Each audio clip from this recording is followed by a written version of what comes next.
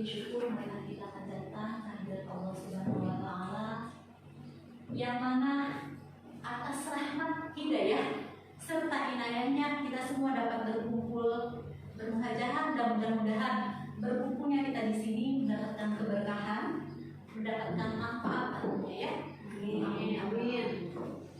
Salawat dan salam semoga tetap tercurahkan kepada junjungan kita Nabi besar Muhammad Sallallahu Alaihi Wasallam, lengkap pada keluarganya, para sahabatnya, serta umat-umatnya, dan mudah-mudahan kita termasuk di dalamnya. Amin. Sebagai umat yang senantiasa istiqomah menjalankan ajaran-ajarannya dan mendapatkan syafaat fi yaumil qiyamah. Amin. Bapak Ibu yang saya hormati, terima kasih banyak sudah hadir, sudah memenuhi undangan saya. Di sini mungkin saya bukan untuk mengajarkan Bapak Ibu ya, karena saya merasa saya masih tidak bisa bukan seorang guru gitu ya yang mentransfer ilmu, hanya menyampaikan dari apa yang saya tahu gitu. Jadi di sini berkumpulnya di sini untuk berdiskusi, untuk kita menelaah seperti apa sih yang saya dapatkan gitu ya di pendidikan guru tunggal ini, dan mudah-mudahan apa yang kita diskusikan hari ini bisa dipraktikkan, bisa diaplikasikan di pembelajaran kita di kelas. Oke, Bapak Ibu, gimana kalau kita semangat dulu ya? Oke. Iya. Gabung semangat ya. Semangat.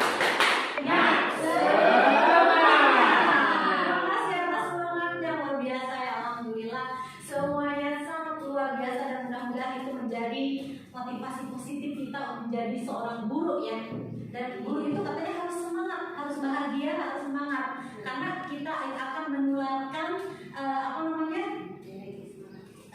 positif kita gitu ya, apa sih namanya itu ya, yang menularkan kepada anak kita. Bapak Ibu, budaya positif mungkin tidak asing ya di telinga kita. Apa itu sih budaya positif? Mungkin Bapak Ibu sudah pernah mendengar apa sih budaya?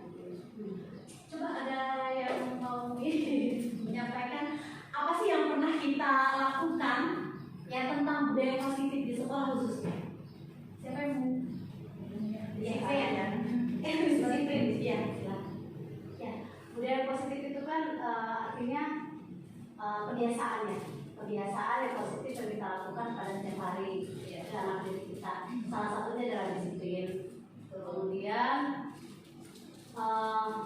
keteraturan di dalam kelas. Nah itu juga maksudnya kan disiplin.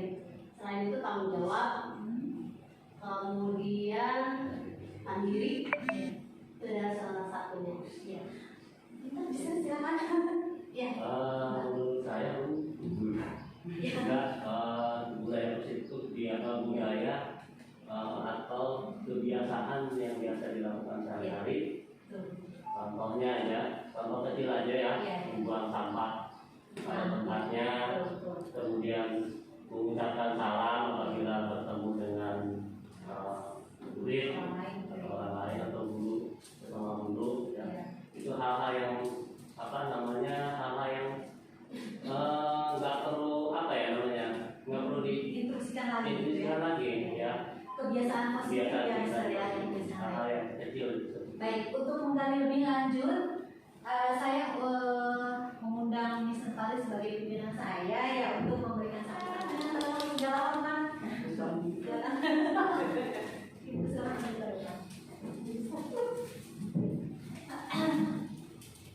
Baik, assalamualaikum warahmatullahi wabarakatuh. Waalaikumsalam warahmatullahi wabarakatuh. Bismillahirrahmanirrahim. Wabillahi wa yasri amri wa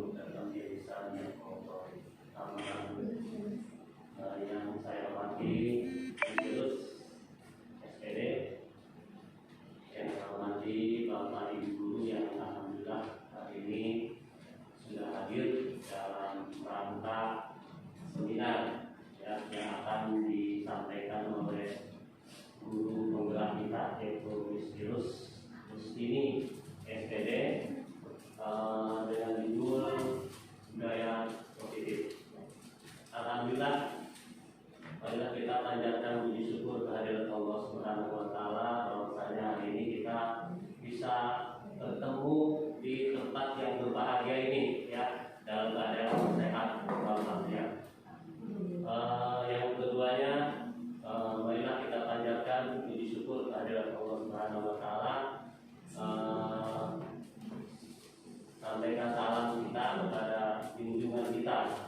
Nabi Agung Nabi Muhammad SAW.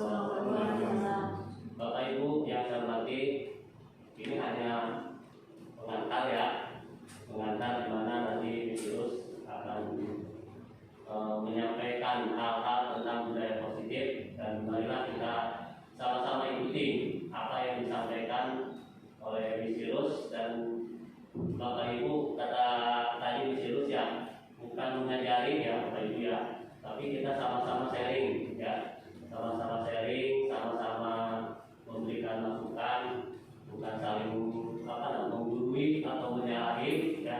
Yang penting kita ambil hikmahnya di balik apa yang disampaikan oleh Misirus ya. Saya merasa bangga Bapak Ibu ya,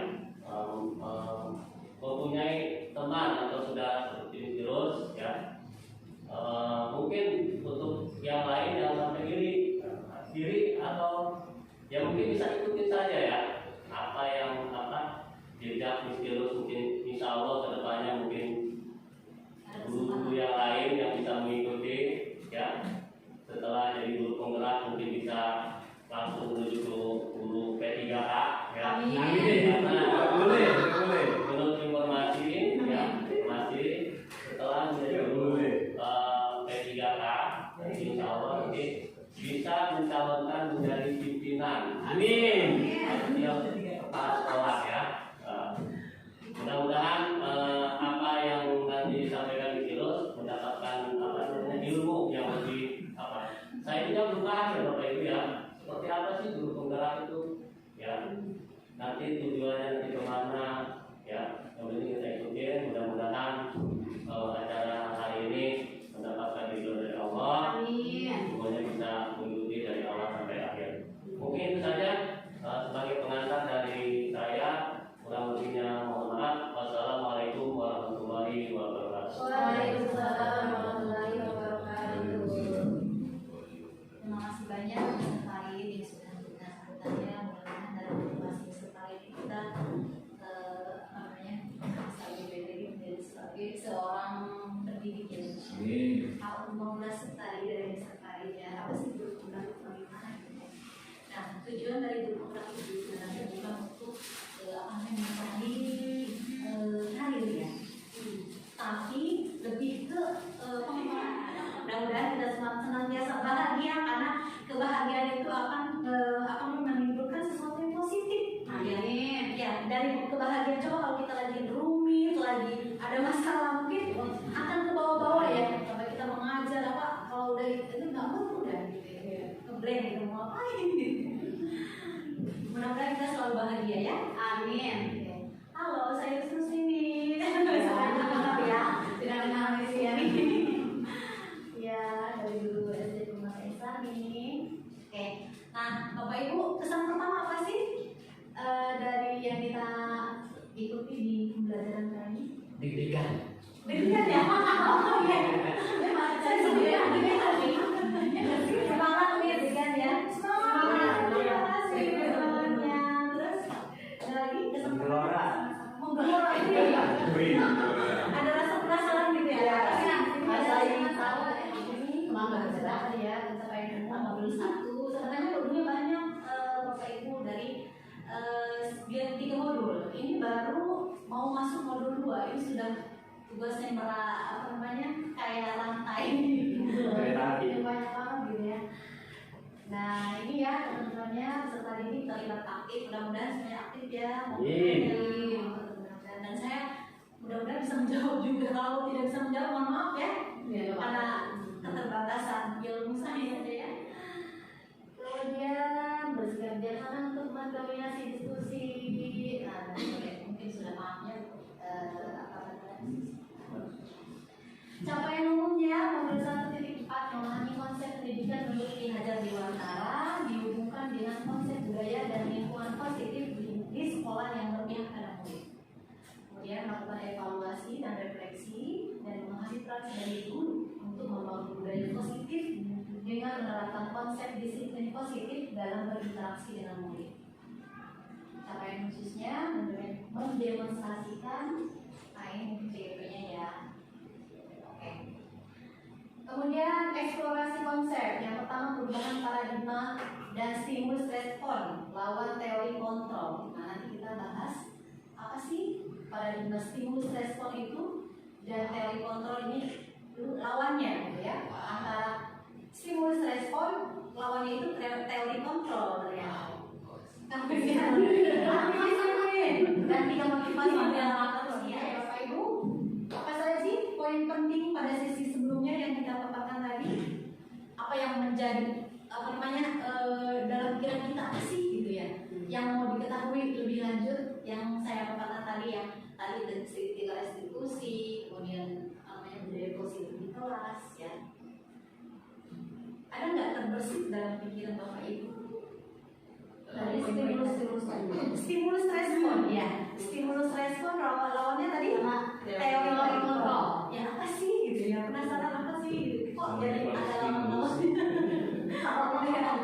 Oke. Hai Bapak Ibu.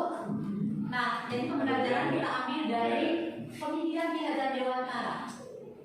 Dari kita ambil contoh perbandingannya dengan hidup tumbuh-tumbuhan seorang petani. Dalam hakikatnya sama kewajibannya dengan seorang pendidik. Ya, artinya menanam padi pada saat kita menanam padi, misalkan hanya dapat menuntun tumbuhnya padi, ia dapat memperbaiki kondisi tanah, memelihara tanaman padi, memberikan pupuk dan air, membasmi ulat-ulat atau jamur-jamur yang mengganggu hidup tanaman padi tersebut dan lain sebagainya. Jadi pendidikan itu sebenarnya seperti yang digambarkan Ki Hajar Dewantara, seperti kita merawat tanaman padi. Jadi jangan asal menanam saja gitu, harus dirawat. Bagaimana cara merawatnya, memupuknya, memberi air gitu ya. Terus menghindari dari hal-hal yang negatif yang mempengaruhi akhlaknya, seperti ini ulat-ulat yang jamur-jamur yang mengganggu tanaman tersebut. Jadi kita sebagai ibu itu harus seperti petani, bagaimana agar hasil panennya itu memuaskan. Seorang petani kan biasanya begitu ya. Perubahan paradigma kegiatan kepalan tangan. Coba Bapak Ibu bayangkan, jika kita punya sesuatu yang sangat berharga, anak misalnya, anak paling berharga ya biasanya. Kita kepal sampai jangan sampai ini kebuka kepalan ini, gitu ya. Nah, ketika kita kepal ada seseorang yang akan merebut sesuatu yang sangat berharga ini dari kepalan kita. Apa yang kita usahakan? Apa yang kita yang harus kita lakukan? Mempertahankannya, betul sekali. Nah, jadi sesuatu yang berharga itu harus kita pertahankan ya. Coba kita Nah, sekarang miskonsepsi tentang kontrol. Bapak Ibu, ternyata sebuah ilusi bahwa guru itu mengontrol murid. Ya, ilusi biasanya. Ternyata apa yang selama ini kita lakukan gitu ya, ilusi. Salah. Selalu mengontrol anak. Jangan begini, jangan begitu gitu ya. Harus ini, harus itu, harus sesuai dengan apa yang kita ini ya. Kita atur dan peraturan yang terus seperti itu. Ternyata ilusi, salah gitu ya. Kemudian ilusi bahwa kritik dan membuat orang merasa bersalah dapat menguatkan karakter, itu ternyata salah. Membuat anak merasa bersalah, kamu ini gimana sih gitu ya. Atau misalnya begini, kamu tahu tidak, orang tua kamu sudah menyekolahkan kamu di sini mahal-mahal, itu merasa anak bersalah. Iya benar. Ternyata itu salah besar. Jadi itu bisa mempengaruhi perkembangan ini ya, psikologinya ya. Kemudian ilusi bahwa semua penguatan positif efektif dan bermanfaat. Jadi apa yang kita tanamkan, misalkan ada kelas kalau di kelas itu tata tertib ya. Nah, tata tertib tidak boleh mencoret-coret meja, tidak boleh mencoret papan tulis, tidak boleh mencoret-coret itu ternyata tidak boleh Ibu, seharusnya Bapak Ibu. Di Indonesia susah ya. Ya sendiri kayaknya. Kemudian ilusi bahwa seorang orang dewasa itu memiliki hak untuk memaksa. Ada yang suka memaksa di sini? Ya. Oh iya. Suka memaksa. Pokoknya kamu harus selesai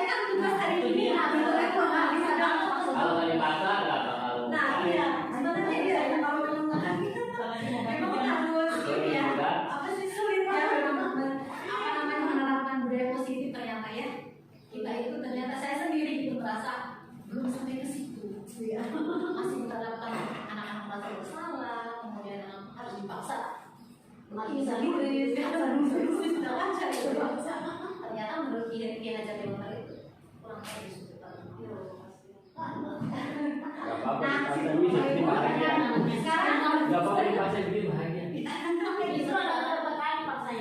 Perubahan paradigma stimulus respon lawan teori kontrol. Perhatikan Bapak Ibu, ini di sini ada lawannya.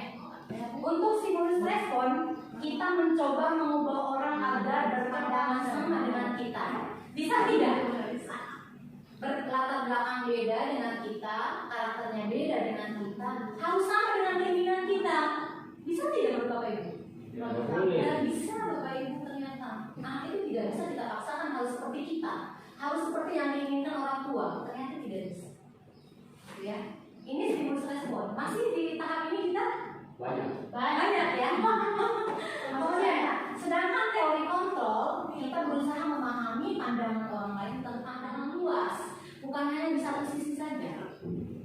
Jadi kita harus bijaksana nih melihat anak, oh anak pahamnya di segi ini, udah kita ikuti. Ya, jangan sampai kita harus memaksakan anak harus seperti ini. Yang ada anak tertekan ya. Kemudian perilaku buruk dilihat sebagai suatu kesalahan. Sedangkan di teori kontrol semua perilaku memiliki tujuan. Jadi jangan sampai anak melakukan kesalahan kita judge anak itu sebagai anak yang salah. Karena apa? Karena mereka melakukan kesalahan itu punya alasan. Nah nanti kita bahas ternyata manusia itu punya 5 kebutuhan. Nah kita harus mengetahui nih kebutuhan anak ini. Gitu. Kemudian orang lain bisa mengontrol saya. Ya sudah. Orang lain bisa mengontrol saya. Artinya kita bisa mengontrol anak nih. Ternyata itu tidak boleh, tidak bisa. Karena anak sudah punya feelingnya sendiri, punya perasaan sendiri ya. Nah, sedangkan dalam teori kontrol hanya Anda yang bisa mengontrol diri Anda. Jadi hanya yang bisa mengontrol diri kita itu diri kita sendiri, bukan orang lain. Kemudian saya bisa mengontrol orang, saya bisa udah ya tadi ya. Oh iya, memaksa ada pada saat bujukan gagal. Jadi kalau anak yang gagal itu kamu gagal, kamu ini orang nggak bisa begini, itu harus begini, tidak boleh seperti itu gitu. Jadi anak-anak yang kita anggap itu tidak bisa dianggapnya gagal. Sebenarnya bukan gagal, harus yaitu apa sih namanya, belajar dari kegagalan sebenarnya, proses ya, bukan gagal. Kemudian cara teori kontrolnya adalah kolaborasi dan konsensus. Artinya harus ada kebersamaan gitu ya. Kita harus memahami apa yang mereka kegagalan anak itu. Makanya kita harus memahami anak ini bisa gagal mungkin bukan untuk suatu tujuan itu ya. Mungkin kan anak yang gagal di misalkan bukan ini ya, di sekolahnya misalkan di ranking terakhir aja. Biasanya ada di keluar dari ini dia sukses ya. Jadi bukan kegagalan itu bukan berarti tujuan utama ya. Kemudian model berpikir menang atau kalah. Nah ini biasanya ada di perlombaan ya. Sebenarnya itu tidak harusnya menerapkan ke anak itu selalu menang. Kalau itu jangan ada pemenang dan jangan ada yang mengalah dikalahkan gitu ya. Jadi harus menerapkan bagaimana nih supaya kita berpikiran kalau kita ada dia mengalami kekalahan itu bukan berarti suatu kekalahan. Kemudian dalam teori kontrolnya itu model berpikir menang-menang. Artinya walaupun mereka gagal, anak-anak gagal, mereka merasa ada sesuatu gitu. Oh dari kegagalan ini bisa dijadikan pembelajaran buat kita, buat anaknya itu sendiri. Itu perbedaan antara stimulus respon dan teori kontrol. Nah, menurut Ki Hajar Dewantara, di mana ada kemerdekaan, disitulah harus ada disiplin yang kuat. Artinya, merdeka itu adalah tidak hanya terlepas dari perintah, akan tetapi juga catat buat memerintah diri sendiri.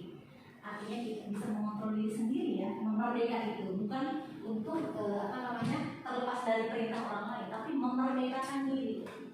Bagaimana sih penerapan terhadap anak yang bisa memiliki pemikiran seperti diri sendiri?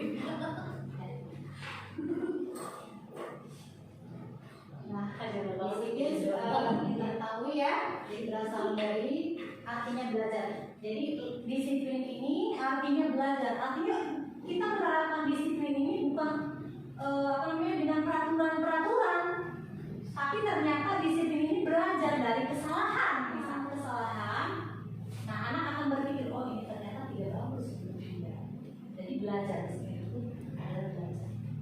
Jadi makna asal kata dari berkonotasi dengan disiplin diri dari mengemudi. Saya juga belum ke situ. Oke, teori observasi perilaku manusia. Nah, untuk menghindari ketidaknyamanan atau hukuman, ini akan terbersit dalam diri anak. Apa yang akan terjadi apabila saya tidak melakukannya? Ini adanya di motivasi eksternal. Jadi dia masih ada motivasi dari luar, bukan dari dalam dirinya. Ya, pernah kita juga merasakan ini mungkin ya. Apa sih yang misalkan kita ingin menjadi seseorang yang diakui gitu sama oleh orang lain gitu ya. Berarti motivasinya masih dari luar, bukan dari dalam diri kita. Dari dalam diri. Kemudian untuk mendapatkan imbalan dari orang lain atau institusi, nah, maka akan terbersit dalam pikirannya apa yang akan saya dapatkan apabila saya melakukannya. Jadi menginginkan imbalan ya, masih menginginkan imbalan. Bikin video pembelajaran kan begitu, pengen dapat imbalan. Ya, nah ini masih motivasi eksternal ternyata, Bapak Ibu, masih motivasi dari luar, dari supervisi itu. Ya benar, supervisi juga ya ingin mendapatkan nilai yang baru, tapi masih motivasi eksternal. Gitu. Nah, untuk menghargai diri sendiri menjadi insan sesuai harapan kita. Nah, ini. Jadi akan terbesit dalam pikiran kita, saya akan menjadi orang yang seperti apa bila saya melakukannya. Jadi ada motivasi dalam diri kita. Kalau kita melakukan sesuatu itu akan terjadi apa dengan kita? Misalkan anak-anak misalkan berantem di kelas, akan terjadi sesuatu kan dalam diri, akan tidak ditanya, oh teman-teman, akan dijauh teman ya maksudnya terus akan sebenarnya bukan dan sebagainya. Nanti mereka menggali dari apa yang mereka alami. Ini sudah masuk ke motivasi internal. Jadi sudah ada dalam dirinya. Jadi kita tekankan mudah-mudahan bisa juga. Mulai dari diri kita sendiri ya, untuk motivasi internal dalam diri kita. Keyakinan kelas, hukuman dan penghargaan. Mengapa tidak peraturan saja dan mengapa harus keyakinan kelas? Bapak Ibu ada yang mau sebelum kita ada yang mau menanggapi? Kenapa sih harus keyakinan kelas? Bukan hukuman dan bukan penghargaan. Mungkin ada sebab dan akibat bagaimana di sini ya. Ada sebab dan akibat. Iya. Contohnya tidak menggunakan helm. Ya. Oke. Apabila terjadi sesuatu di jalan, Akan terjadi. Nah, ini udah masuk motivasi internal, Mister, udah hebat. Ya. Mungkin seperti itu ya. Nah, iya. Secara Betul, Mister. Ya, jadi kita memakai helm itu bukan takut karena polisi, tapi atas dasar keyakinan kita bahwa kita memakai helm itu untuk keselamatan diri kita. Gitu. Kenapa harus keyakinan? Ya, harus meyakini dulu gitu ya. Mengapa kita melakukan ini? Karena keyakinan kita bahwa melakukan ini akan berdampak positif pada kita. Bukan hukuman, bukan penghargaan. Hukuman dari polisi misalnya. Penghargaan dari teman-teman, wah hebat, disiplin misalnya. Ya, gitu. Nah, mengapa kita memilih peraturan harus menggunakan helm ya? Seperti ya. Oke, nah kita jika digambarkan, jadi peraturan kelas, keyakinan kelas, lingkungan positif dan budaya positif ternyata lebih cenderung ke lingkungan positif. Ini akan berdampak dari keyakinan kelas menimbulkan lingkungan positif serta membudaya. Dari keyakinan kelas. Nah, perhatikan Bapak Ibu di sini. Ada kesepakatan kelas yang pertama dan kesepakatan kelas yang kedua. Menurut Bapak Ibu yang lebih keyakinan ini ya Pak. Yang sebelah kiri kita, kayak kanan saya ya. Kanan ya. Jadi gitu. Kayaknya kesepakatan kelas ya. Kalau keyakinan, kalau ini masih ini peraturan dan sekolahan. Ya, itu sekali sebenarnya terima kasih. Bukan Salam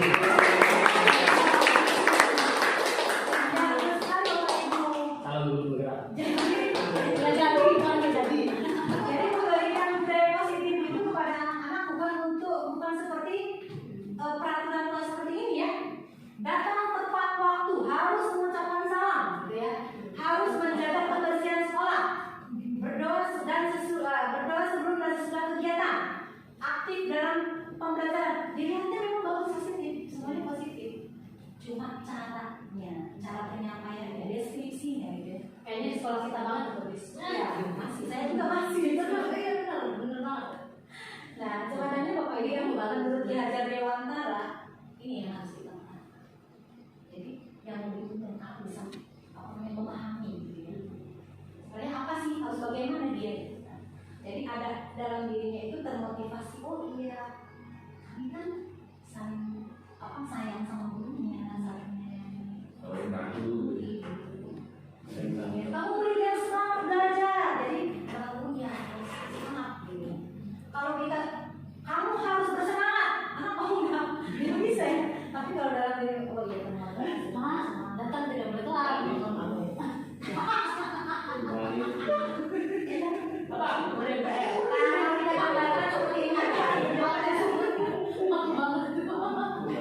Tabelnya dan tabeli, anak biasanya itu terdengar, terlihat dan berperilaku ya. Dari mendengar, dari melihat, dan kemudian dari berperilaku. Biasanya dari apa sih? Yang terterapkan jika anak melihat, mendengar, dan berperilaku. Model contoh. Ya contoh kita teladan ya. Rasulullah itu kan sudah mengajarkan kita ya teladan. Ya. Jadi kita itu sebagai guru harus menjadi model yang bisa diteladani anak aja. Bukan hanya di sekolah, di rumah juga buat anak-anak. Kadang-kadang di rumah marah-marah sama saya sendiri. Saya juga. Di sekolah dari alim, Ya. di rumah belajar lampu. Itu kan lebih ke mendengar, meniru ya. Mendengar, meniru baru berperilaku. Nah, Bapak Ibu coba sekarang pegang kertas ya. Kertas tulis. Nah, coba menurut Bapak, Ibu, yang ini kata-kata ini jawabannya 1, 2 gitu ya Bapak Ibu ya.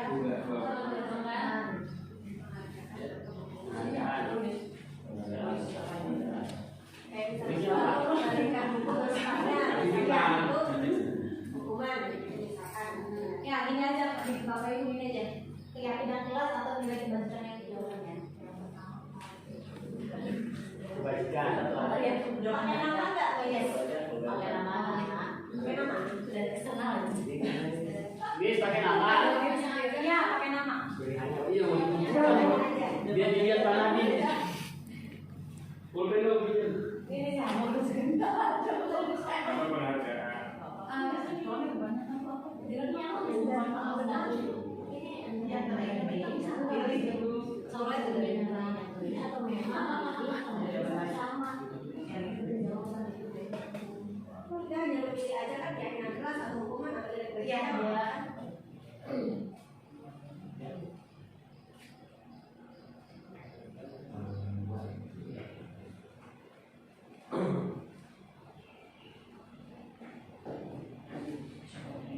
Di nomor tadi Tinggal makan pisang.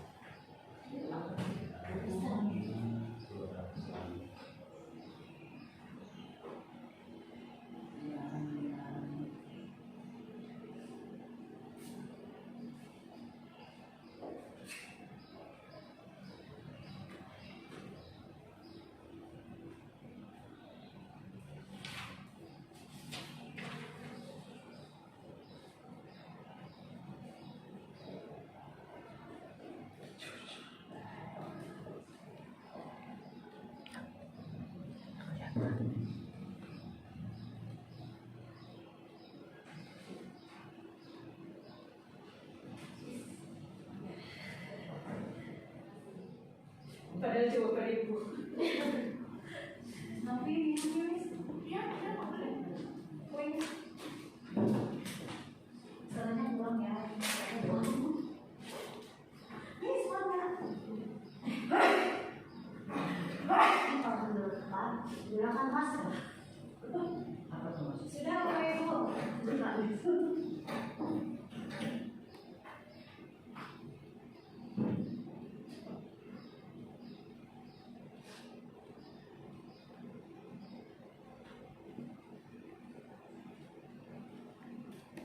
Oh, ada kue. Kapan datangnya? Saya udah lihat.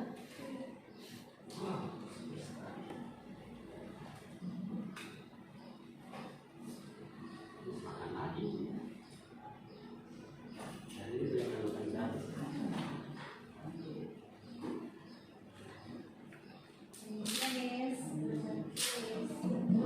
Maaf ya Mas ya, saya belum begitu paham.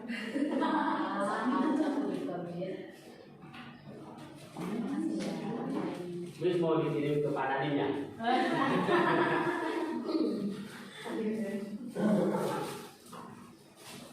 Berarti Pak Jamal baru kebijakan kebajikan penasaran sama imunisasi ya.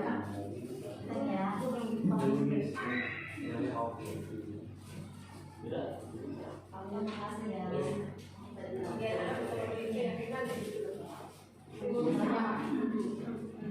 Nah, kita bahas Bapak Ibu ya. ternyata Bapak Ibu.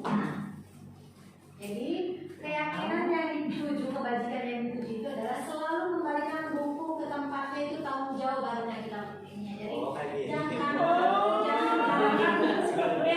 selalu kembalikan buku ke tempatnya. Jadi ambil yang umumnya aja. Tanggung jawab gitu ya. Jadi sifatnya. Kirain yang Menghormati orang lain dan ya. Bisa berarti diganti kata coba sekarang. Menurut Bapak Ibu. Misalnya sekolahan hari ini gimana? Coba Pak ya? balikin lagi sebelahnya. Tanya ke salah bisa masak semua itu. Ini siapa ini? Istirahat ini. Jamal. Ini mah kelakuan waktu SMP. Suruh nulis surat. Surat. Oh, nggak ada nilai loh. Bapak Ibu, hukuman atau sanksi atau konsekuensi? Ini pilihannya ya. Mencatat 100 kali di dalam buku kalimat. Saya tidak akan terlambat lagi. Atau nggak bisa kita langsung kali ya. Tulis istighfar 100 kali. Nah ini termasuk apa? Apakah hukuman, sanksi kah, atau konsekuensi? Hukuman dan sanksi sama kan, Miss?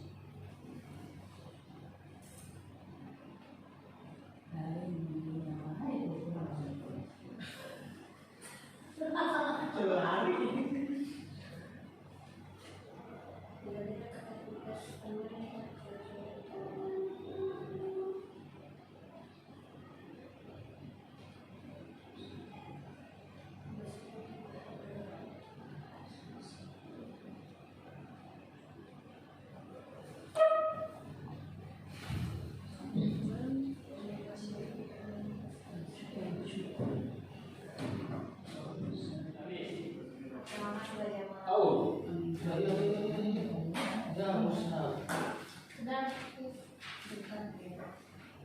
Kita telan dulu aja ya. Oh iya. Tentang Tukaran aja dinilai. Gaya kesalahan apa yang nggak jadi kasih ke nasi. Sekarang. Karena ini kan Yang salah semua. benar-benar salah.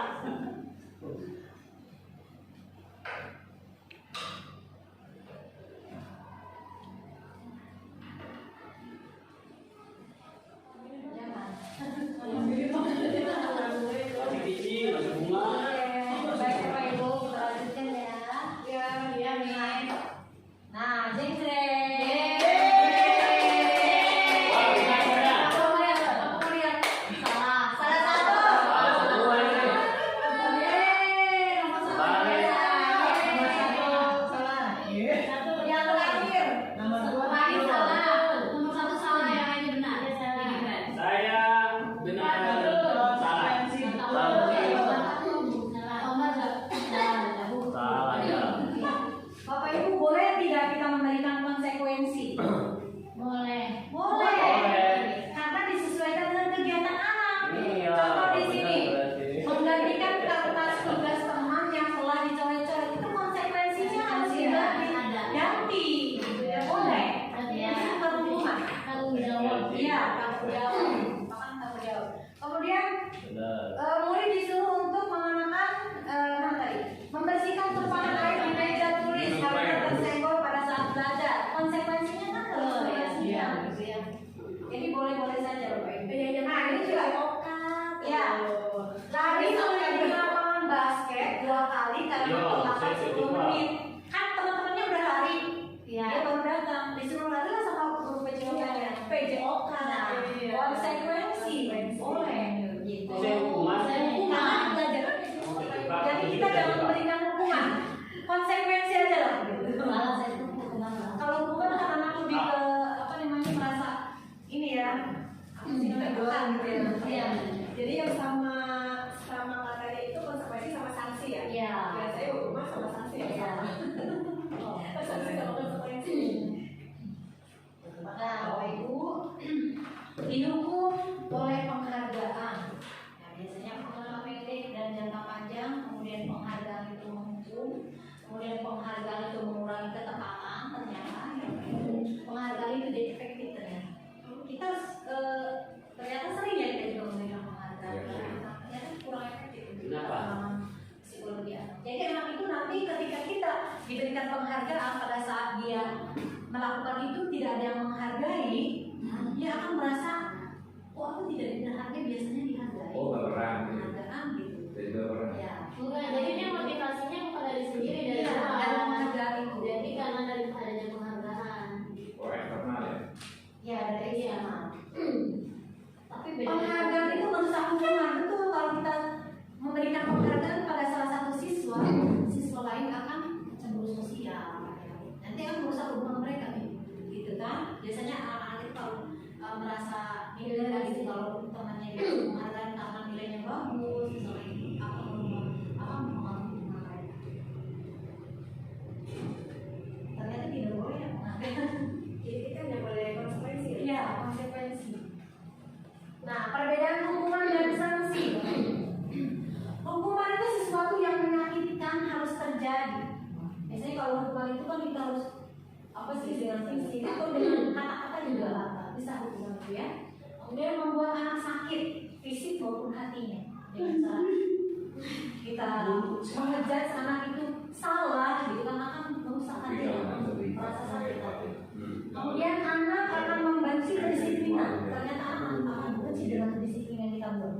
Tidak mau melaksanakan disiplin. Ya betul. Kemudian merasakan paksaan, dipaksa dan mendorong anak menyakiti diri sendiri. Ada Bapak Ibu, ada yang dulu pernah ya ada apa namanya kasus yang anak SD bunuh diri Pas gara-gara dulu jadi. dampaknya juga konsep diri yang buruk. Jadi mereka itu nanti saya ini tidak berharga dalam hadapan orang lain, tidak berguna, merasa begitu. Nah mungkin ya kita juga dulu karena normal itu merasa minder gitu ya. Kemudian anak belajar untuk menyembunyikan kesalahan, jadi mereka akan tidak jujur dengan kesalahannya. Sebaiknya anak-anak itu kalau ada kesalahan dia mengakui dan nanti ada solusi dari yang dia bisa diceritakan ya. Kemudian ada rasa marah, rasa bersalah, merasa dipermalukan dan merasa tak dihargai jika kita memberikan hukuman. Ya. Nah, kalau kita memberikan sanksi atau konsekuensi, yaitu sesuatu yang harus terjadi, memang harus mereka lakukan. Apa yang mereka lakukan itu ada konsekuensinya, harus dilakukan. Gitu. Seperti tadi dia menumpahkan air, konsekuensinya harus membersihkan. Gitu. Jadi ada rasa tanggung jawab dalam dirinya. Kemudian membuat anak merasa tidak nyaman dalam jangka waktu pendek, ya memang membuat anak merasa tidak nyaman dalam jangka waktu pendek, jangka pendeknya saja, merasa tidak nyaman. Kemudian anak menghargai disiplin. Nah, memang anak akan menghargai disiplin. Jadi stimulus tanggapan mendorong anak agar mudah menyesuaikan diri, kemudian konsep diri yang baik. Anak belajar untuk mematuhi peraturan dengan dalam dirinya nanti akan termotivasi gitu ya. Kemudian keinginan anak dibuat tidak nyaman dan diasingkan untuk hanya sementara itu untuk sanksi dan konsekuensi. Ya, boleh-boleh saja sebenarnya. Cuma hanya jangka pendek saja ini apa sih namanya dampaknya untuk anak. Nah, sekarang 5 posisi kontrol. Jadi posisi kontrol ini untuk motivasi guru memperhatikan perbedaannya ya Bapak Ibu. Ada hukuman, membuat orang merasa bersalah, teman, sebagai pemantau, dan sebagai manajer. Bapak Ibu, kita sudah berada di posisi yang mana? Semuanya dilakukan ya. Ada yang sudah menjadi manajer? Kelas sebagai manajer. Iya. Kelas sebagai manajer. Selalu mengajukan pertanyaan-pertanyaan. Ketika anak melakukan kesalahan, kita bukan menyalahkan anak secara langsung gitu. Kita kamu melakukan itu kenapa? Mungkin kamu ada alasannya. Oh tidak apa-apa sih kamu melakukan kesalahan itu karena Miss tahu kamu punya alasan melakukan itu. Gitu. Nah itu sebagai manajer. Kita melakukan kesalahan, validasi tindakan yang salah. Kemudian apa yang kita yakini?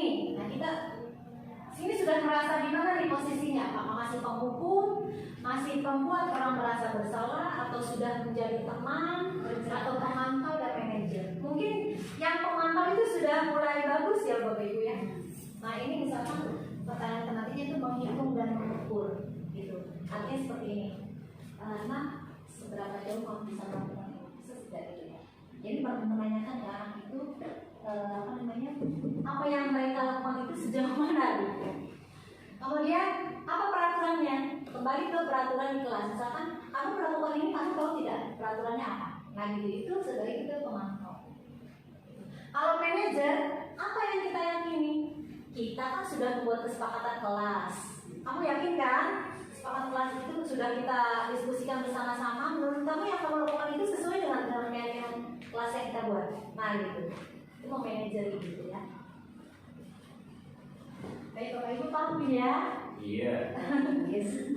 Oke, bergerak antara peraturan pemantau, konsekuensi hadiah, atau nilai-nilai manajer memperbaikinya. Kita lebih cenderung kemana nih? Apakah ke manajer atau ke peraturan pemantau, konsekuensi atau hadiah? Menurut Bapak Ibu, selama pembelajaran di kelas yang masih ke peraturan, masih ke peraturan ya, masih ke peraturan. Betul, saya juga masih sih. Rasa. Karena anak-anak itu merasa tidak jelas ya kalau kita tidak hukum gitu, tidak. Soalnya kalau sanksi susah, ya. Anak-anak belum bisa dalam diri sendiri ya. Susah memang ya kita menerapkan sebagai manajer. Harus se-ekstra mungkin menjadi orang penyabar. Ya, harus penyabar. Jadi nggak ada bakat jadi manajer. Nah, manajer di rumah. Bapak Ibu ternyata nih, kata-kata itu mengena sama anak itu 10% kata-kata. Kemudian ada suara 35% non-verbal bahasa tubuh. Dengan bahasa tubuh mereka itu ternyata efeknya itu 55%. Tuh, dengan bercontoh, ya, dengan melihat perilaku kita, anak-anak bisa langsung melihat ya. Berarti dari keteladanan nih Bapak Ibu ya. Bukan dari kata-kata. Bisa saja kita mengatakan kamu tidak boleh terlambat datang ke sekolah, sementara kita jadi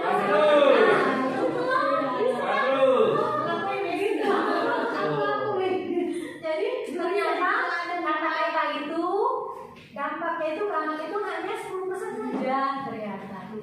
Wibasa ke terbangan berbalik ya, bahasa itu. Kalau gurunya susah, anak-anaknya nggak susah. Iya. Kasih tahu dulu anaknya.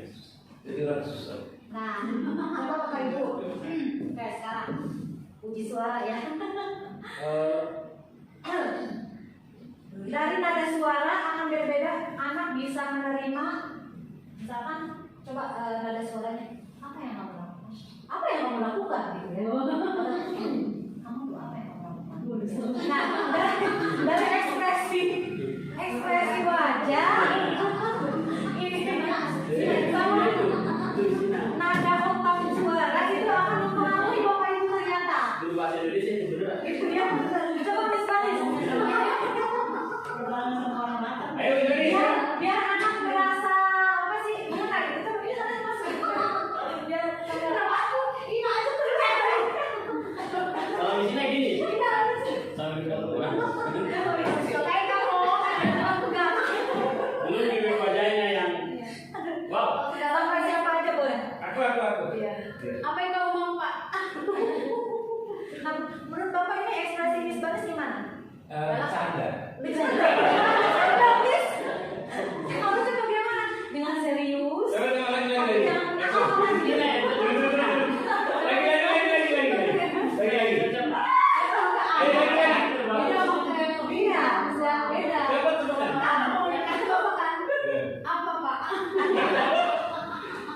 Kayak gitu harus spontan nih. Iya, kalau gitu nggak bisa itu saya. Apalagi sama bapak-bapak. Ternyata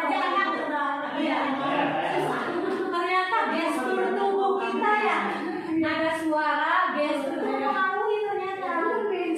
Satu kata sama katanya, kalimatnya sama, tapi dengan pembawaannya yang berbeda itu ada Sudah banget tapi. Ini ada gitu ya di sini ya. Coba.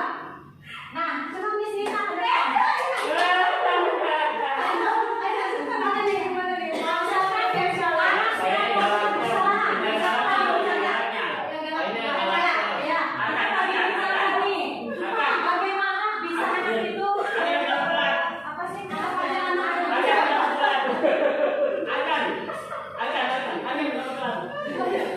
Kan apa yang sudah Ya. dikerjain? Laksana temennya lagi bercanda. Kesel ya, kesel ya, sebel ya. Bagus. Akan, apa sih yang sedang kamu kerjain? Terus gimana guys? Kesel ya. Aku nggak emosi. Nanya aku bersekunya Miss Nina lagi kesel. Bukan begini. Dari bawah ke atas, sorry, kemana? Begitu tadi mana Dari bawah ke atas. Kamu lagi apa sih? Nah itu beda lagi. Kamu tuh anak orang pada lucu. Maaf ya. Tidak apa-apa, tidak apa-apa. Apa itu restitusi? Pernah mendengar nggak restitusi? Ya, jadi restitusi itu adalah proses menciptakan kondisi bagi murid yang memperbaiki kesalahan mereka, ya, sehingga mereka bisa kembali pada kelompok mereka, kemudian dengan karakter yang lebih kuat lagi. Misalkan anak melakukan kesalahan berantem sama anak-anak, kita jangan kamu salah gitu, kamu salah bercanda dengan teman-teman, kamu bisa terluka loh gitu, bukan cara begitu. Harus melakukan restitusi itu. Nah, restitusi ini, nah ciri-cirinya bukan untuk menebus kesalahan, namun untuk belajar dari kesalahan. Kemudian memperbaiki hubungan, jadi bukan bahkan merenggangkan hubungan mereka, justru untuk memperbaiki mereka. Kita juga pernah ya, mungkin ya, memperbaiki hubungan mereka seperti apa ketika mereka berantem. Kemudian tawaran bukan paksaan. Itu bagus tuh tawaran. Nah, kemudian restitusi itu menuntun untuk melihat ke dalam diri keyakinan mereka itu seperti apa gitu. Kamu melakukan ini, kamu berantem itu, apa alasannya, kenapa gitu ya, apa akibatnya gitu. Kemudian restitusi itu mencari kebutuhan dasar yang mendasari tindakan. Jadi ada alasan mereka melakukan itu restitusi. Kemudian restitusi diri ini adalah cara yang paling baik. Kemudian restitusi fokus pada karakter bukan tindakan. Fokus ke karakternya. Kita penguatan karakternya bukan tindakannya. Kemudian restitusi itu faktor fokus pada solusi, dan restitusi itu mengembalikan murid yang berbuat salah kepada kelompoknya. Ketika mereka berantem, bukan merenggangkan hubungan, justru memperbaiki hubungan mereka. Nah, Bapak Ibu, ini langkah-langkah restitusi ada 3 tahapan. 3 tahapan restitusi. Yang pertama, validasi tindakan yang salah. Anak ketika melakukan salah, nah kita akan bertanya kepada anak, kamu tentu punya alasan mengapa melakukan itu. Kita gali alasan mereka melakukan itu apa. Kamu tadi berbuat apa, kenapa alasannya. Ini tahu, kamu melakukan itu karena kamu punya alasan. Berikan alasannya. Kemudian, adakah cara yang lebih efektif untuk mendapatkan apa yang kamu butuhkan? Misalkan anak, aku iseng aja, aku pengen senang gitu. Nah, menurut kamu, kesenangan lain yang bisa kamu lakukan selain berantem apa? Nah, gitu. Kemudian, yang kedua, menstabilkan identitas. Nah, di sini kita bukan menyalahkan anak, tapi bagaimana anak-anak, bukan kamu saja yang melakukan kesalahan. Ini juga pernah kok dulu waktu SD, gitu kan? Jadi anak itu nantinya merasa oh iya, aku bisa melakukan ini, bukan aku saja ternyata. Nah, setiap orang pasti pernah melakukan kesalahan. Nah, kita tekankan kepada anak itu bahwa bukan kamu saja yang melakukan ini, itu pernah loh dulu gitu ya. Nah, kamu bukan satu-satunya yang pernah melakukan ini. Ya, ini di tahap menstabilkan identitas. Jadi memberikan apa sih namanya dorongan kepada anak untuk memberikan si alasannya dia melakukan itu dulu. Jadi kan anak lebih percaya diri kalau begitu ya. Nah, selanjutnya yang ketiga menanyakan keyakinan. Nah, kalau kita sudah tahu alasannya, kemudian sudah anak itu berani mengungkapkan, ya berani berkata jujur apa yang mereka lakukan, nah kita terapkan nilai-nilai yang sudah disepakati. Anak-anak, apa yang kamu lakukan itu sesuai tidak dengan keyakinan yang kita buat kemarin? Menurut kamu ini bisa menyelesaikan masalah tidak? Ya, nanti anak-anak berpikir, oh iya ya apa yang aku lakukan itu tidak sesuai dengan keyakinan kelas yang dibuat. Gitu. Nanti mereka akan berpikir. Jadi tujuan dari tiga garis kritis ini membuat anak apa sih namanya menggali apa yang harus mereka lakukan ini seharusnya. Jadi mungkin Bapak Ibu juga pernah melakukan ini ya. Saya pernah nih, memang pas belajar ini gitu saya terapkan ke anak-anak. Jadi saya bilang anak-anak kamu gimana perasaan kamu setelah restitusi? Dia bagaimana begitu? Kalau begitu suka gitu. Ternyata memang iya ya. Kamu bisa melakukan ke depannya, kamu bisa berubah tidak? Ya bisa orang. Mereka ada apa namanya dalam hati itu dan begitu. Motivasi yang ini ternyata kebutuhan dasar manusia awal ya apa yang dirongi, kemudian penguasaan, kesenangan dan kebebasan. Ternyata kebutuhan manusia itu meliputi 5 kebutuhan ini. Merasa tidak? Masa ya? Butuh cinta dan rasa memiliki dan dimiliki. Ini rasanya kita rasa dimiliki oleh orang lain ya, memiliki seseorang. Jadi anak kan kita aduh bagaimana gitu ya melihat anak itu gimana gitu rasanya. Kemudian penguasaan.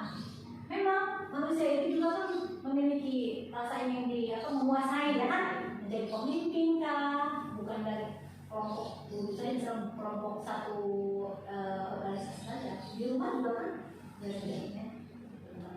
Kemudian kesenangan, tentu kita juga butuh kesenangan, kemudian kebebasan, ya, untuk tidak ada tekanan gitu ya.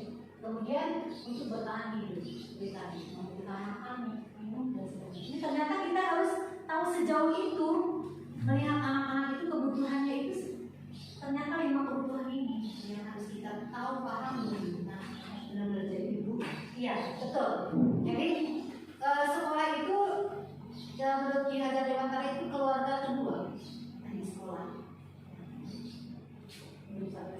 Anak melihat kesalahannya dihubungkan dengan norma sosial dan nilai yang mendasari manusia berinteraksi dengan orang lain.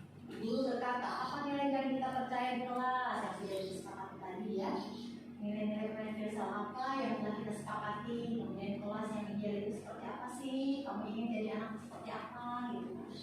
Kemudian apa yang kamu rasakan ketika kamu melakukan itu? Kamu menjadi orang yang seperti apa setelah melakukan itu? Kan bisa misalkan anak berantem, mungkin merasa oh iya aku tidak dari teman-teman, jauh dari teman. Jadi ada oh iya aku merasa melakukan itu ternyata dampaknya orang lain. Ayo silakan.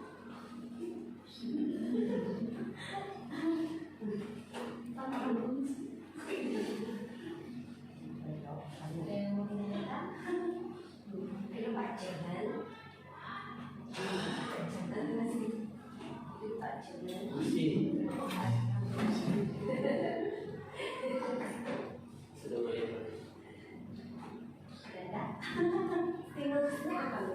Stimulus respon ya.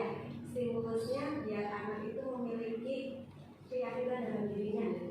Ya tadi pas waktu di awal kita kan membahas miskonsepsi ya. Karena kita cenderungnya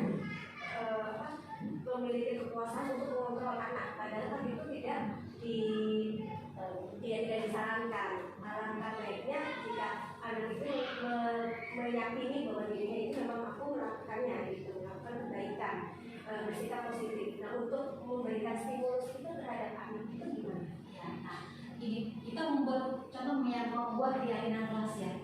Kita jangan apa sih namanya memberikan keyakinan kelas itu menurut kita sendiri. Anak ajak anak untuk berdiskusi, kemudian sudah pendapat.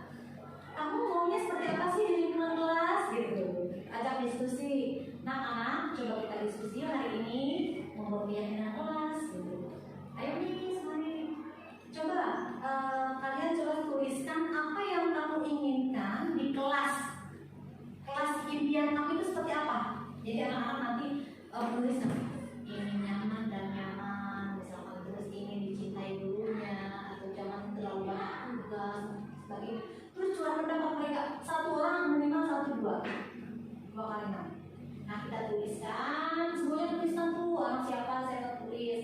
Nah, dari sini kita simpulkan anak-anak di sini kan tidak boleh berantem dan tidak boleh mengganggu teman yang sedang belajar. Ini maksudnya kemana itu maksudnya kemana gitu. Kenyamanan kelas misalnya. Tulis kalimat umumnya di sini. Kenyamanan kelas misalnya. Terus tanggung jawab. Misalkan tanggung jawab anak-anak itu kan biasanya beda-beda ya.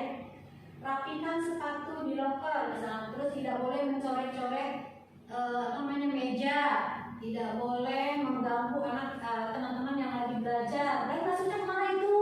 Misalkan penghormatan atau disiplin apa sih namanya, tanggung jawabkan ditulis. Jadi anak kita libatkan membuat kesepakatan kelas itu. Jangan dari pendapat kita, justru yang mana itu dari pendapat anak-anak itu sendiri. Baru kita simpulkan. Nah, ini yang kamu paparkan ini termasuk tanggung jawab ya. Sepakat, ini tanggung jawab, sepakat. Gitu. Jadi ada beberapa anak yang sama maknanya tanggung jawab, masuk itu tanggung jawab, itu tanggung jawab gitu. Jadi memang harusnya di awal pembelajaran gitu. Jadi, ya betul. Nah, betul. Ketika kita sudah membuat kesepakatan kelas, keyakinan kelas, ketika anak melakukan kesalahan, kembalikan lagi ke anak. Nah, kita kan sudah membuat kesepakatan kelas. Menurut kamu itu sesuai tidak dengan yang kita diskusikan, yang kita sepakati? Oh, yang ini tidak sesuai. Kan kembalikan lagi ke anaknya ya. Nah, gitu. Jadi, libatkan anak diskusi. Terima kasih Miss Irus. Sama-sama nih. Mudah-mudahan kita dapat mengaplikasikan kelas ini. Insya Allah. Ini satu lagi nih. Ya, silakan. Tumben menanyakan gimana? Ya aja mau saya inisiasi dulu masih seperti contoh saya di dan itu bagaimana nih? Bisa. Amankan aja. Nah, Baik, kita kembali ke melihat kebutuhan anak itu sendiri nih. Benar-benar susah banget ya itu yang Pak dari ya. Berarti yang mana? Tadi itu. Oh iya benar sih, memang ada kalanya kita harus coba. Iya. Iya, ada kalanya harus kita Itu coba. harus bagaimana gitu untuk dia menanganinya ya. Iya. Kita kembali ke kebutuhan siswa itu sendiri. Apakah dia kebutuhannya ingin dikasih kasih sayang, ataukah kebutuhan dia kesenangan, atau ingin kebebasan? Kan kita kembali ke situ ya. Kembali ya. Tapi memang ini Kalau kebebasan kita nggak belajar. Iya, pastinya ini kebutuhan khusus. Jadi nah, iya. Sekarang ini Kalau Bapak Ibu jawabnya yang bilang. untuk budaya positif ini bukan untuk anak yang berkebutuhan khusus ya. Jadi untuk universal anak-anak Dia bisa mengikuti gitu Kayaknya kalau kita tapi dia bisa dipelajari mungkin dia harus sendiri loh. Anak-anak khusus ya Pak ya? kasih nangis dari Jadinya cenderungnya mengganggu teman-temannya. saya juga malu. Maaf. Tapi dia itu lebih ke ini ya, bisa cenderung ke diberikan ini ya, apa sih namanya? Ini diperhatiin kan ya, diperhatikan gitu ya. Kalau nggak bisa ajak di depan dia itu tidak boleh bergabung sama, tapi memang sih ini juga ya, namanya membatasi mereka untuk bergaul. Yang mungkin bisa saja kita taruh anak itu di sebelah kita. Biasanya dia itu ingin diperhatikan biasanya. Ini pengen banget dan ada rasa tanggung jawabnya dia yang sudah hilang nih. Karena kan dulu pada awalnya kan memang Belanda itu nggak seperti itu gitu ya, karena memang karena Oh, mungkin yang di rumah. ya tanggung jawabnya itu bilang iya merasa kayak ada beban ya itu di dianya. Jadi itu memang tidak kenal khusus ya, tapi memang mungkin benar Miss. Coba suatu waktu itu ditaruh di samping ya, di samping kita, iya. Di samping kita, anak-anak seperti itu samping ini sambil dirayat kakinya. Sudah. jadi saat ada tugas nulis, ketika anak-anak yang nulis dia agak bantu temannya, duduk aja di sampingnya. Ikut ke sudah. Coba Bapak Ibu informasikan ini ya. Aku aja kaget sih.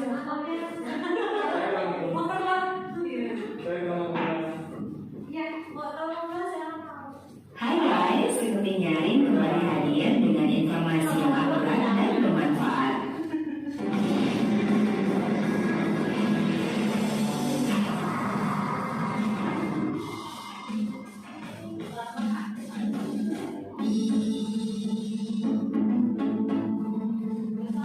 Beberapa video menakjubkan seperti ini mungkin pernah kalian lihat. Ya, mereka adalah anak-anak kecil di Jepang yang membungkuk ke arah pengendara. Mereka memberi hormat dan terima kasih karena telah diberi jalan untuk menyeberang. Tidak hanya mengagumkan, bukan? Sementara di belahan dunia lain, hal seperti ini adalah tindakan aneh dan lucu. Meski dalam kondisi sibuk dan harus segera ke tujuan, mereka tetap tidak lupa untuk membungkuk.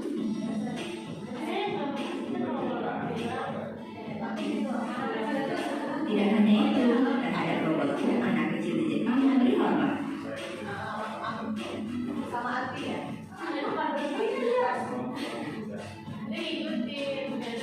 Nah, kenapa mereka bisa seperti itu?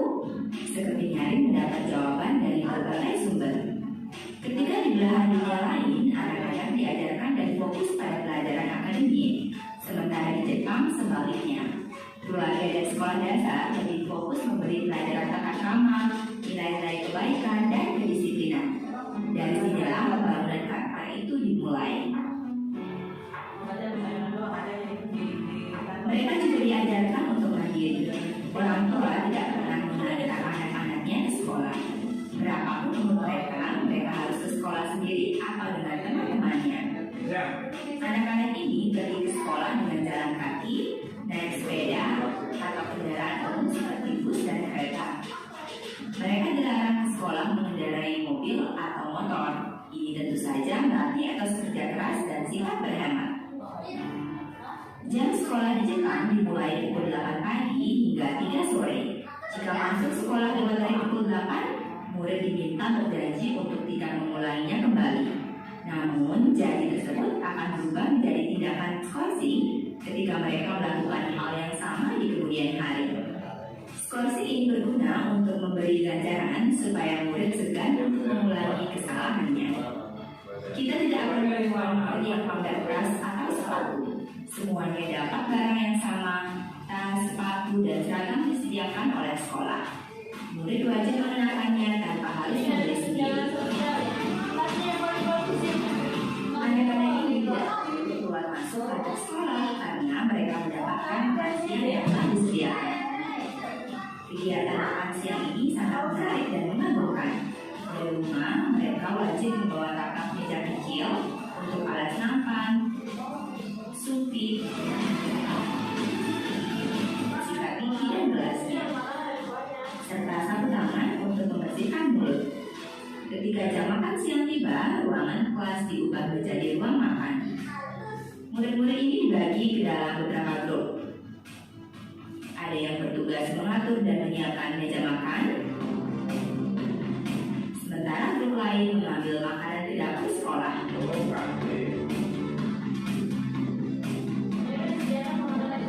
Setelah semuanya siap, ketua kelas didampingi guru membagikan makanan pada masing-masing murid dengan sama rata.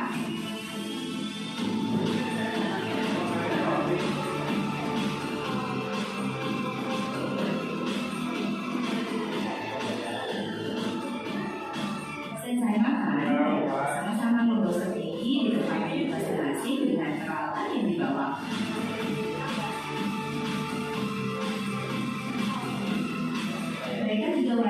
merapikan alat-alat makannya, merapikan dan membuang sampah yang bisa didaur ulang, membersihkan piring, nampan, dan lain-lainnya dari sisa-sisa makanan.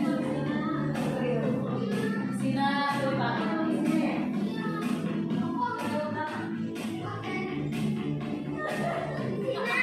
Iya, Sebelum akhirnya mereka membawanya ke tempat cuci piring. cuma bisa belum pulang.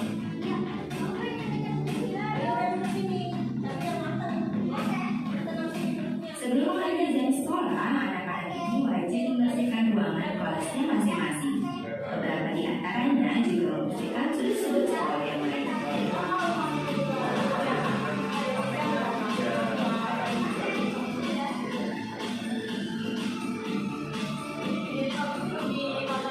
Pulang sekolah, mereka membersihkan waktu untuk membantu orang tua. Ini contohnya. Kita lihat anak kecil ini pergi berbelanja ke supermarket dan sekaligus membuang sampah daur ulang di sana sendirian. Oh ya maaf ya.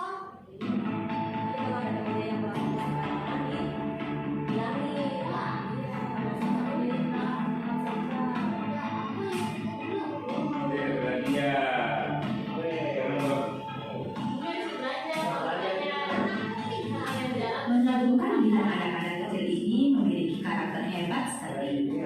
Ini adalah buah dari budaya dan tradisi yang kuat yang telah dipraktekkan selama lebih dari 60 tahun. Hasilnya adalah masyarakat Jepang yang hidup tertib, sopan, dan disiplin.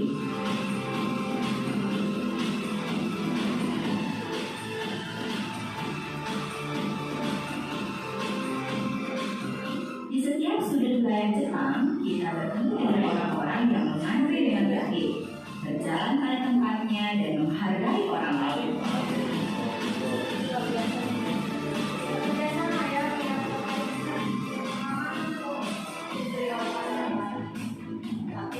Kita lihat antrean di depan gerbong kereta ini. Meskipun di dalam kereta hanya menyisakan satu atau dua orang yang akan turun, tapi mereka tidak akan masuk kalau orang yang akan turun benar-benar bagus. Jauh Indonesia Kalau gurunya masuk lewat tempat seks juga aja mau.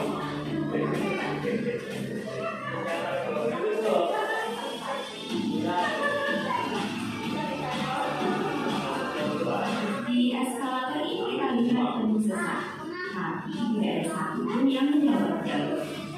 Benar-benar mengagumkan, bukan? Ini adalah hasil dari pembentukan karakter usia dini di Jepang. Jepang yang memiliki penduduk 126 juta jiwa adalah salah satu negara yang sangat disiplin, tertib, dan bersih. Dan juga salah satu negara yang tingkat kriminalitasnya sangat rendah. Ini membuktikan bahwa pendidikan karakter di rumah, sekolah, dan di masyarakat sangat penting.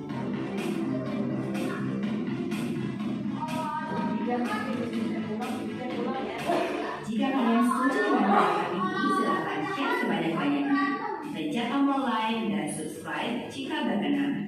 Berikan saran atau kritik di kolom komentar ya. contoh salah satunya ya, negara Jepang itu sudah membuat disiplin positif ya, dari ternyata di Jepang itu sekolah itu SD itu penerapan karakter aja ya, bukan nilai umumnya lebih karakter. Makanya saya itu disiplin dan karakternya sangat baik sekali. Mudah-mudahan dari sini kita mulai dari diri sedikit-sedikit mengubah kebiasaan yang kurang ini ya, efektif kita melakukan lagi apa yang kita diskusikan hari ini bermanfaat, dan mohon maaf apabila paparan saya kurang berkenan, kurang maksimal dalam itu luar biasa. Mohon maaf batin ya. Terima kasih Bapak Ibu yang sudah hadir. Mudah-mudahan Allah berikan keberkahan biasa menjadi orang yang istiqomah menjalankan mendidik putra-putri kita baik di sekolah maupun di rumah. Terima kasih. Assalamualaikum warahmatullahi wabarakatuh. Waalaikumsalam warahmatullahi wabarakatuh.